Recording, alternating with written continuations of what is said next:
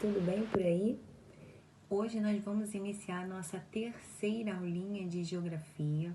Vocês irão pegar o livrinho de Geografia, olha, irão abrir na página 58, tá? E vamos falar hoje sobre a diversidade do mundo rural. Para iniciarmos a nossa matéria, eu vou pedir que vocês peguem o dicionário e procurem no dicionário o significado da palavra diversidade, tá bom? Voltamos já, hein? Procurem aí. Bom, agora que vocês já pesquisaram a palavra diversidade e já sabem o significado dessa palavra, que é a característica daquilo que é variado, ou seja, diferente, tá? Diversificado, uma coisa variada, uma coisa diferente. Por exemplo, no espaço rural, há muitas coisas em comuns, tipo a agricultura, o extrativismo, a pecuária, mas também há muita diversidade, muitas coisas diferentes, que é o que nós vamos ver na aula de hoje, tá bom? Vamos começar a leitura e a tia Lu virá aqui para explicar para vocês, tá bom? A diversidade do mundo rural. O espaço rural, apesar de apresentar algumas características comuns, é bastante diversificado. O campo brasileiro apresenta grandes produtores rurais, assim como agricultores familiares. Mas também é marcante a presença das culturas tradicionais, como as de comunidades indígenas, quilombolas, sertanejas, caiçaras e pantaneiras. Sertanejo é pessoa que vive no sertão, região quente e seca no interior do Nordeste. Pantaneiro é pessoa que vive no Pantanal, região formada por planícies que alagam na época de chuvas, no centro-oeste brasileiro. Bom, gente, como a gente tem falado aí, a matéria é a diversidade do mundo rural, né? As diferenças que há no mundo rural.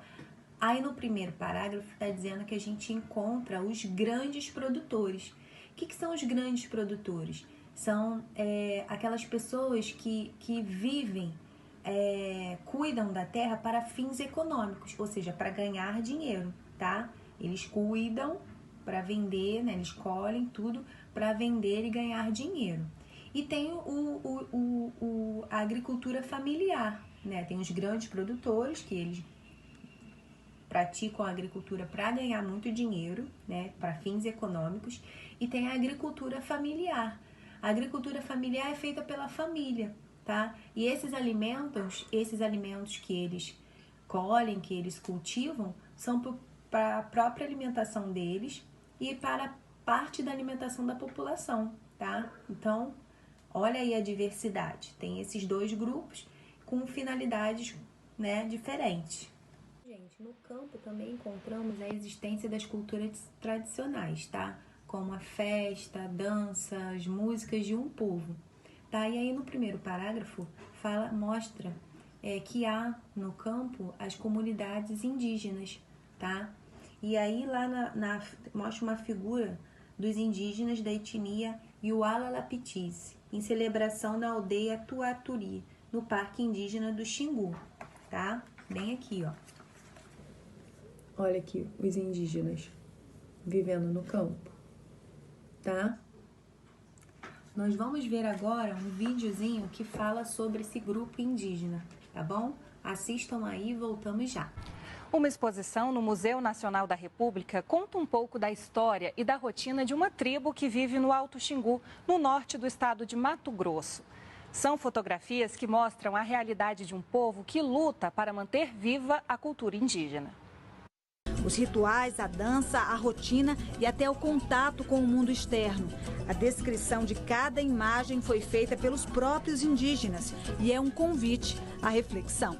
Não são fotos bonitas apenas, né? A estética realmente é indiscutível, a beleza da estética deles, mas eles são muito mais, eles são a raiz do nosso povo brasileiro, né? Os Yuala-Lapitisi, uma das 16 etnias que vivem no Alto do Xingu, no norte do Mato Grosso, tem cerca de 400 indígenas. Eles já foram fotografados em outras ocasiões, mas pela primeira vez deixaram a aldeia e viajaram com a exposição para contar a história deles além das imagens. A exposição quer criar uma ponte entre universos que muitas vezes não se falam, para mostrar que na aldeia de hoje pode sim ter futebol masculino e feminino, tablets, notebooks e também salas de aula. E que mesmo assim eles continuam a preservar seus costumes.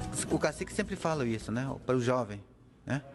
Entrou a internet lá, a escola, não para a gente assim enfraquecer a cultura. Continua fazendo a nossa ritual e pescaria, caçada, uso de tecnologia indígena.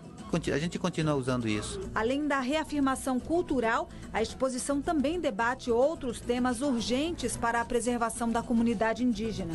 Bastante destruição da floresta, né, e queimada. A gente quer preservar o nascente do rio que abastece o rio Xingu. Essa exposição ela foi pensada para tentar mostrar uma parte da realidade, né, do que está acontecendo, mas também no intuito de encantar as pessoas, né, para tentar baixar esse preconceito e ter mais respeito relacionado aos povos indígenas.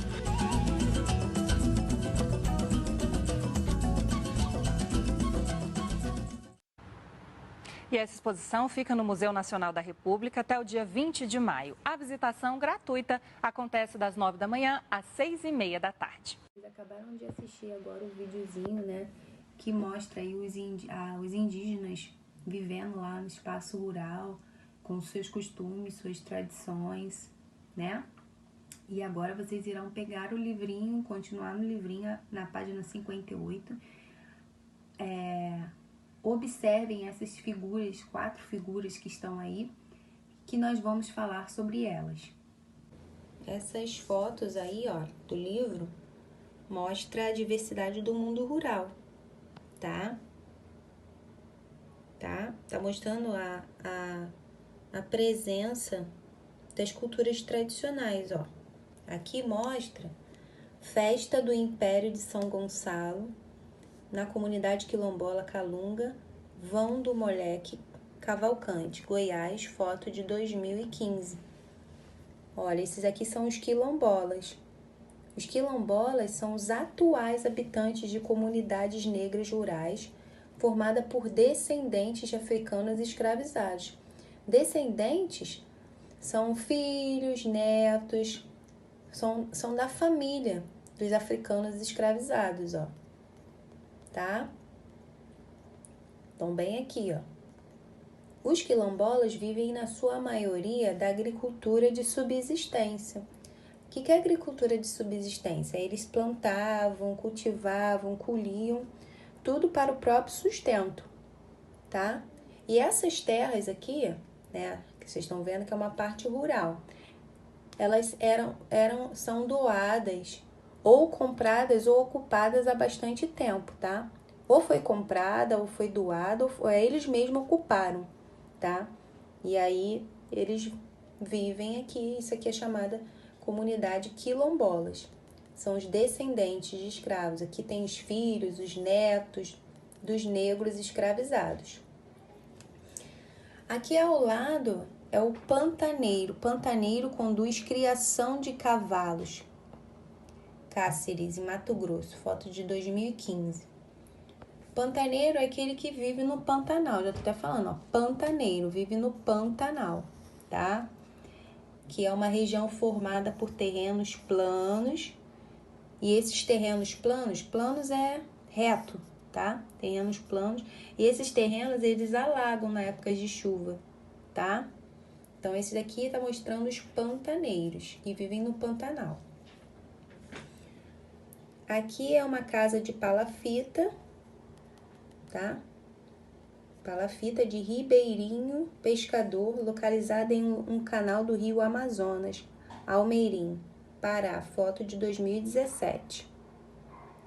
E aqui tá mostrando um grupo indígena da etnia Iualapiti, em celebração na aldeia Tuaturi, no Parque Indígena do Xingu.